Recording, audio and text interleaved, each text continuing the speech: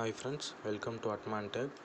Technology பற்றின update எல்லாம் உங்களுக்கு வேணும் அப்படின்னா இந்த சேனலை மறக்காமல் சப்ஸ்கிரைப் பண்ணி வச்சுக்கோங்க. ஓகே ஃப்ரெண்ட்ஸ், நம்ம இப்போ என்ன பார்க்க போகிறோம்னா கூகுள் பேயில் நம்ம மொபைல் ரீசார்ஜ் பண்ணோம் அப்படின்னா அதுக்கு கட்டணம் வசூலிக்கிறாங்கன்னு சொல்லிட்டு நிறையா இதில் மெசேஜ்லாம் வந்தது. அது உண்மை தான். ஆனால் அது எதுக்காக பண்ணுறாங்க, எவ்வளோ அமௌண்ட்டுக்கு பண்ணுறாங்க அப்படின்னா இதை பார்ப்போம்.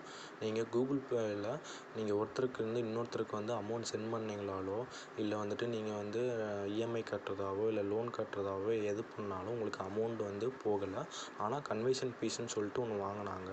ஆனால் இப்போ நீங்கள் ரீசார்ஜ் பண்ணிங்க அப்படின்னா உங்களுக்கு ஒரு 1% 3% வரையும் உங்களுக்கு இது பண்ணுவாங்க. அதாவது எப்படின்னா, நீங்கள் 100 ரூபாய்க்கு கீழே ரீசார்ஜ் பண்ணிங்க அப்படின்னா உங்களுக்கு எந்த ஒரு கட்டணமே கூகுள் பேலேருந்து எடுக்க மாட்டாங்க. 100 ரூபாய்க்கு மேலே பண்ணிங்கன்னா 1 ரூபாவும், 200 ரூபாய்க்கு மேலே பண்ணிங்க அப்படின்னா, அதாவது 300 ரூபாய்க்குள்ளே 200 300 பண்ணிங்கன்னா 2 ரூபாவும், 300 ரூபாய்க்கு மேலே பண்ணிங்க அப்படின்னா 3 ரூபாவும் இது பண்ணுறாங்க. இது ஜிபேயில் இப்போ நடந்துகிட்டு இருக்குது. ஆனால் மற்ற இதில் இல்லை. ஆனால் அதில் நீங்கள் குறிப்பிட்ட அமௌண்ட் நீங்கள் சென்ட் பண்ணிங்க அப்படின்னா அதுக்கு இதுவும் பண்ணுறாங்க. ஓகேங்களா?